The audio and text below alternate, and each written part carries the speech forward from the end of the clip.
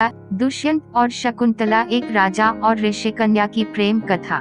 अध्याय 1, रेम की प्रथम छवि। प्राचीन भारत के समृद्ध इतिहास में कई ऐसी प्रेम कहानियां मिलती हैं, जो केवल भावनाओं की गहराई ही नहीं बल्कि समाज, राजनीति और जीवन के मूल्यों को भी प्रतिबिंबित करती हैं। ऐसी ही एक कथा है राजा दुष्यंत और ऋषिकन्या शकुंतला की, जो प्रेम, विश्वास, संघर्ष और पुनर्मिलन का अद्भुत संगम है। यह केवल एक राजा और एक ऋषिकन्या की प्रेम कथा नहीं बल्कि मानवीय भावनाओं की सूक्ष्मता और समाज के दायित्वों को समझने की यात्रा भी है। यह कहानी हमें सिखाती है कि प्रेम केवल आकर्षण नहीं बल्कि समर्पण, धैर्य और विश्वास का दूसरा नाम है।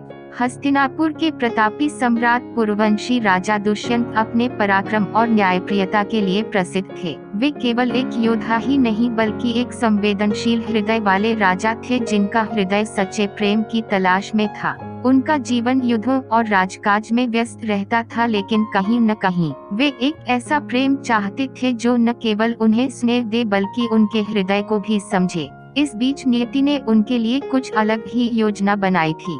ऋषि विश्वामित्र की पुत्री शकुंतला, जो कि मेनका अप्सरा की संतान थी, एक अद्भुत सौंदर्य और गुणों से परिपूर्ण थी। वे कण्व ऋषि के आश्रम में पली बढ़ी और वहीं उन्हें वेद, शास्त्र और आत्मज्ञान की शिक्षा मिली। उनका मन कोमल था लेकिन उनके विचार दृढ़ थे।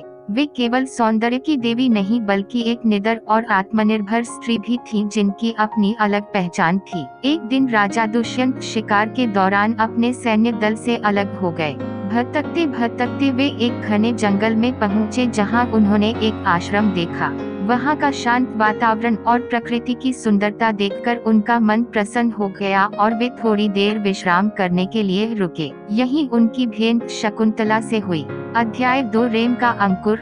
जब राजा दुष्यंत ने पहली बार शकुंतला को देखा तो वे उनके सौंदर्य और उनकी सरलता से प्रभावित हुए।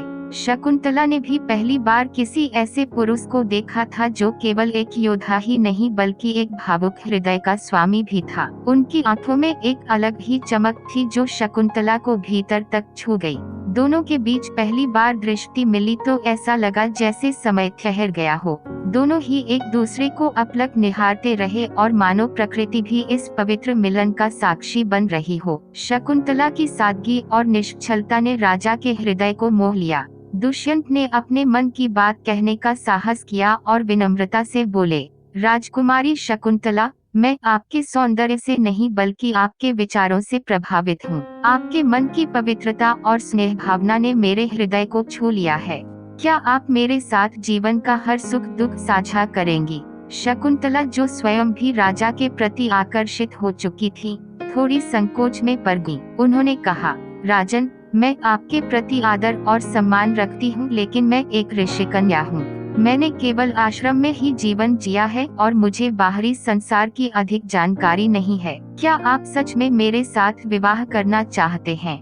राजा दुष्यंत ने बिना किसी संदेह के उत्तर दिया, मेरा प्रेम सच्चा है और मैं आपका हाथ थामकर जीवन की हर कठिनाई का सामना करना चाहता हूँ। अध्याय 3, गंधर्व विवाह और बिछड़ने की घड़ी।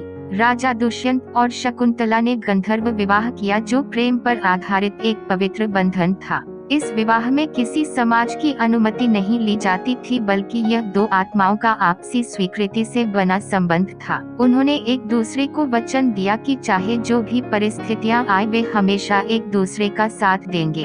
कुछ समय तक दोनों ने आश्रम में ही रहकर अपने प्रेम का आनंद लिया, लेकिन फिर राजा दुष्यंत को अपने राज्य लौटना पड़ा क्योंकि उन्हें अपने राज्य के दायित्व निभाने थे। उन्होंने शकुंतला से वादा किया कि वे जल्द ही अपने राज्य से उन्हें बुलाने के लिए संदेश भेजेंगे। शकुंतला ने उन पर विश्वास किया और अपने आश्रम में राजा के लौटने की प्रतीक्षा करने लगी। अध्याय 4, शकुंतला की परीक्षा। समय बीतता गया लेकिन राजा दुष्यंत की ओर से कोई संदेश नहीं आया। शकुंतला की प्रतीक्षा बढ़ती गई और उनका मन बेचैन होने लगा। एक दिन जब वे ध्यानमग्न थीं, तभी ऋषि दुर्वासा वहां आए। शकुंतला अपने प्रेम में इतनी तल्लीन थी कि उन्होंने उनका उचित स्वागत नहीं किया। इससे क्रोधित होकर ऋषि ने उन्हें श्राप दे दिया कि जिसे वे इतना याद कर रही हैं वे उन्हें भूल जाएगा। जब ऋषि का क्रोध शांत हुआ तो शकुंतला ने उनसे क्षमा मांगी। ऋषि दुर्वासा ने कहा कि यदि राजा को कोई विशेष चिन्ह दिखाया जाए तो उन्हें सब याद आ जाएगा।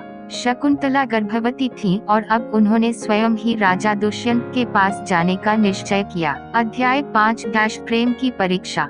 जब शकुंतला हस्तिनापुर पहुंची तो वहां का वैभव देखकर वे कुछ देर के लिए चकित रह गईं। उन्होंने स्वयं को एक साधारण ऋषिकन्या से कहीं अधिक कुछ समझा क्योंकि वे एक राजा की पत्नी थी। लेकिन जब वे राजदरबार पहुंची और राजा दुष्यंत से मिली तो उन्हें गहरा आघात पहुंचा। राजा दुष्यंत उन्हें पहचाने से इनकार कर चुके थे। ऋषि दुर्वासा के श्राप के कारण उनकी स्मृति लुप्त हो चुकी थी। शकुंतला ने उन्हें बार बार उनके प्रेम और उनके वचन की याद दिलाने की कोशिश की, लेकिन दुष्यंत को कुछ याद नहीं आ रहा था। शकुंतला का हृदय टूट चुका था। वे अपमानित महसूस कर रही थी, लेकिन उन्होंने स्वयं को संभाला। उन्होंने अपने सम्मान को सर्वोपरि रखा और राजा को यह कहकर छोड़ दिया कि सत्य को कोई छिपा नहीं सकता। अध्याय 6 पुनर्मिलन और प्रेम की विजय। कुछ समय बाद राजा दुष्यंत को एक दिव्य संकेत मिला। उन्होंने अपनी पुरानी स्मृतियां पुनः प्राप्त कर लीं और उन्हें अपने द्वारा किए गए प्रेम और वचन का स्मरण हुआ। वे तुरंत शकुंतला को खोजने के लिए निकल पड़े। इसी बीच शकुंतला ने अपने पुत्र भरत को जन्म दिया, जो आगे चलकर भारतवर्ष का प्रतापी सम्राट बना। जब राजा दुष्यंत ने अपने पुत्र को देखा तो वे भावुक हो उठे।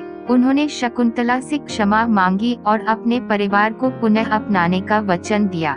शकुंतला ने राजा की पश्चाताप को स्वीकार किया और दोनों का पुनर्मिलन हुआ। उनका प्रेम एक बार फिर विजयी हुआ और इतिहास में अमर हो गया।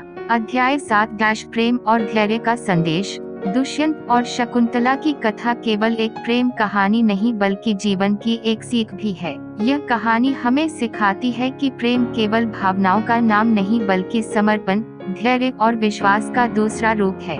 सच्चा प्रेम समय की हर कसौटी पर खरा उतरता है और अंततः अपनी मंजिल तक पहुंचता है। शकुंतला ने अपने आत्मसम्मान को बनाए रखा और कभी अपने प्रेम के लिए गिड़गिड़ाई नहीं। राजा दुष्यंत ने भी समय आने पर अपनी भूल को स्वीकार किया और अपने प्रेम को पुनः प्राप्त किया। उनकी यह प्रेम कथा हमें यह सिखाती है कि सच्चा प्रेम कभी हारता नहीं और धैर्य की परीक्षा में जो सफल होता है वही प्रेम को पूर्ण करता है।